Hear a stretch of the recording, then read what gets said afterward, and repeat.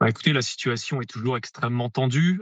Cette frappe de ce matin, elle est importante parce que jusqu'ici, les frappes israéliennes se concentrent dans certaines zones et certaines régions du Liban. Vous avez notamment le sud du Liban élargi, la plaine de la Bekaa et la banlieue sud de Beyrouth.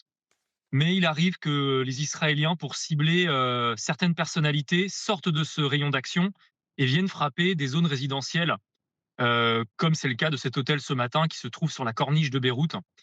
Et ça, c'est une des grandes craintes des Libanais, c'est que ce conflit vienne à s'étendre et dépasse les zones actuelles de bombardement.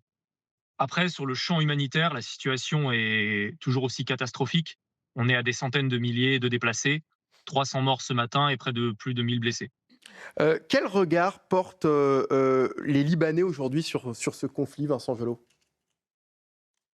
Les Libanais, c'est une population qui est épuisée, qui véritablement n'en peut plus. Ils sortent de 6 années de crise à répétition, crise économique, crise politique. C'est un pays où il n'y a pas eu de gouvernement de plein exercice et de président de la République pendant plus de 2 ans. C'est un pays qui a connu l'explosion du port de Beyrouth le 4 août 2020, avec déjà une destruction partielle de la capitale, et puis tout ce qui s'est suivi après le 7 octobre 2023. Donc c'est une population qui n'en peut plus. Et lorsque les Libanais se sont réveillés lundi matin, c'est avec un gros mal de crâne parce qu'ils y ont vu la répétition de ce qu'ils ont vécu il y a 1 an et demi en 2024, avec 1 200 000 déplacés à l'époque, plusieurs milliers de morts et de victimes civiles aussi. Et donc c'est extrêmement dur à porter pour les Libanais parce que c'est la société libanaise qui, en l'absence d'État, porte le poids de tous ces déplacés, de l'aide à apporter à ces victimes.